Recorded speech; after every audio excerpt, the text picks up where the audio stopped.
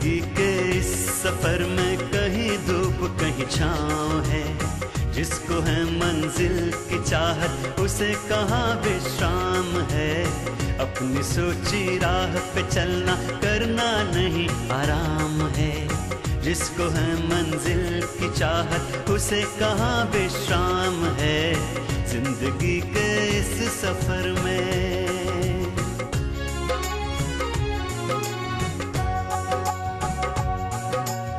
गहरे सागर में ही मिलते देखो सुंदर मोती।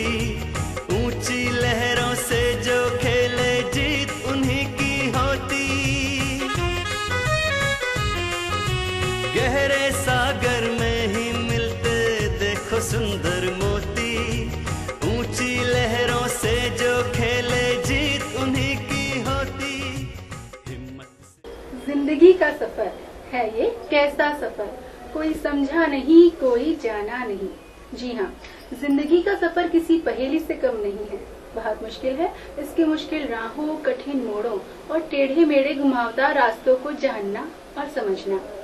जिंदगी कहाँ से शुरू होकर किन घुमावदार घाटियों में खो जाती है, कहाँ से शुरू होकर कहाँ पहुँच जाती है, हमारा गंतव्य और मंतव्य दोनों ही किस तरीके से बदल देती है, कुछ कहा नहीं जा सकता। हम जिस व्यक्ति के बारे में अपने इस वृत्त चित्र में चर्चा करेंगे उनके भी जीवन क्रम की लगातार यही दशा रही और अंत में दशा और दिशा दोनों ही बदल गए।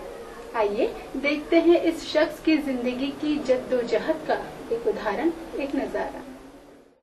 सुंदरता की आभा लिए ये गौर वर्णीय मुखमंडल, प्रसन्नता का भाव लिए होठों पर सहज मुस्कुराहट, आंखों में विश्वास का सा निमंत्रण, विराटता की ओर संकेत करता ललाट का तिलक, पद्मासन की कठिन पर भव्य मुद्रा और आशीर्वाद में उठा ये दायां हाथ। निश्चय ही ये चित्र नहीं संपूर्ण चरित्र है उस भव्यता की मूर्त का जिसका नाम आज के आध्यात्म के जगत में बड़े सम्मान से लिया जाता रहा है, जिन्हें गीता संदेश, गीता दर्शन के राजपथ के महामानव के रूप में देखा जाता रहा है। श्रीमद् भगवद गीता भगवान के मुखारबिंद से निकली हुई अमर वाणी है, जिनके द्वारा निर्देशित 700 गीता आश्रम गीता के सार को विश्व के कोने कोने में पहुंचाने के पावन कार्य में निरत हैं और जिनका मानस पुत्र राजस्थान के तिवरी ग्राम में स्थापित गुरु गीता धाम आज विश्व के 8वें आश्चर्य के रूप में प्रस्तावित और प्रायोजित होने को उद्यत है। उन्होंने अपने जीवन में 700 से ज्यादा आश्रम बनाए जो पूरे संसार में फैले हैं। भारत में केवल 6 आश्रम है, बाकी सब विदेशों में। 700 आश्रम भी उनका लक्ष्य था, इसलिए कि 700 श्लोक हैं गीता में और महाराज जी का हमेशा ध्येय रहा गीता से संबंधित वो काम करते थे। गीता में 700 श्लोक है, तो 700 श्लोक में से एक जीरो हटा दें तो कितना बचता है? 70 शहरों के अंदर यहाँ गीता आश्रमों की स्थापना हो जाएगी और फिर ऐसे ही जैसे यहाँ ध्वनि गूंजती है सारे अमेरिका के अंदर गीता के मंत्रों की ध्वनि गूंजेगी। इस शख्सियत का नाम है स्वामी हरिहर। सूर्य नगरी जोधपुर में जन्मे स्वामी जी का महाप्रयाण 102 वर्ष की अवस्था में हुआ था। महाराज जी का जन्म हुआ था 1899 में। 2000 में उन्होंने अपना शरीर छोड़ा और 101 साल के पूरे होके 102 साल बर्थडे मना के फिर उन्होंने शरीर छोड़ा। आशीर्वाद देते हाथ में उत्कीर्ण 2 प्रमुख रेखाएं ये साफ बतलाती हैं कि ये एक ऐसे ऊर्जावान और तेजस्वी व्यक्ति के हाथ की रेखाएं हैं जिसने गीता के श्री कृष्ण के कर्म के संदेश को अपने जीवन का सूत्र बनाया और कृत संकल्प होकर आगे बढ़ता रहा, चाहे वो क्षेत्र राजनीति का हो या आध्यात्मिकता का, देशभक्ति का हो या ईश भक्ति का, स्थानीय परिवेश का हो या राष्ट्रीय या वैश्वीय परिवेश का। और जो भी जीव श्रद्धा सहित इस अमर उपदेश को धारण करता है, वो जीवत्व को छोड़कर ईश्वरत्व की प्राप्ति करता है, इसमें कोई संशय नहीं है। जोधपुर के लोग जानते हैं कि स्वामी श्री हरिहर गूंदी के मोहल्ले में जन्मे और पले फतेहराज पुरोहित ही हैं, जिन्हें माता ने बचपन में अच्छे धार्मिक संस्कार दिए। इनका जन्म जोधपुर में अपने गूंदी के मोहल्ले में भंडारियों की पॉल के सामने एक गली में इनका जन्म हुआ।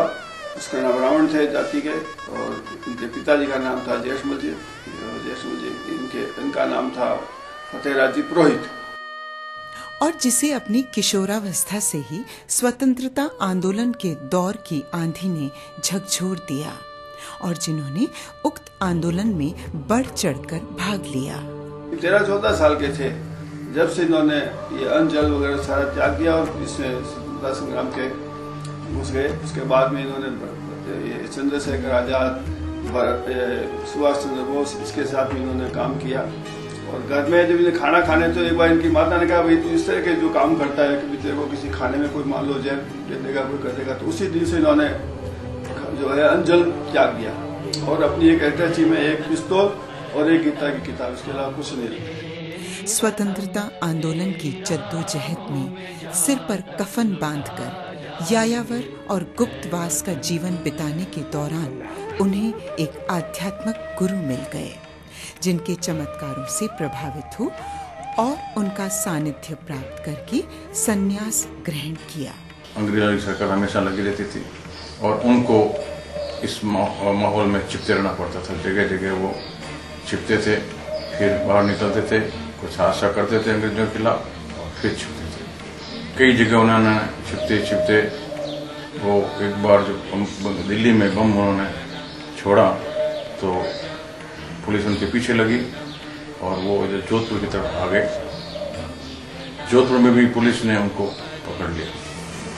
पकड़ लिया तो पुलिस की पकड़ से वो भागे और पुलिस के हाथ में आए और फिर वो छिपते रहे, जगह जगह भेष बदले, नाम बदले और आखिर में संत का रूप भी रखा और संतों के हिसाब से नाम बदले। उनका ओरिजिनल नाम था फतेहराज पुरोहित और वो फतेहराज जी कभी फतेह मोहम्मद बन जाते थे, कोई फतेह सिंह सरदार बनते थे और कभी स्वामी फतेहानंद जी बन जाते थे।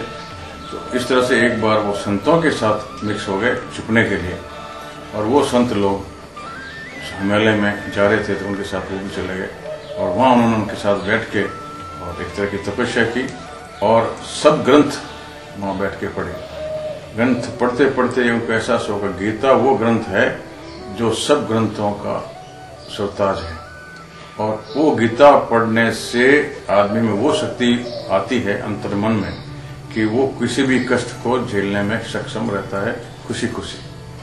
इसलिए उन्होंने एक अभियान सोच लिया मन में कि जब भारत आजाद हो जाएगा तब फिर मेरा ये काम रहेगा कि लोगों को गीता पढ़ने को कहूँ, पढ़ाऊं और गीता का प्रचार करूं। गुरु जी की सेवा कर उनका आशीर्वाद प्राप्त कर लिया। ये एक आध्यात्मिक अनुभव था। गुरु दर्शन गुरु दीक्षा में बदल गया। इसके बाद का दौर रहा योग साधना, मेडिटेशन, त्याग और तपस्या का। योग साधना से उनके अंदर दैवी शक्ति का उत्पादन हो जाता, जिससे वे कई चमत्कार कर सकते, भूत और भविष्य तक में भी देख पाते थे, पुनर्जन्म के चक्र से छुटकारा पाने का सूत्र पकड़ सकते थे।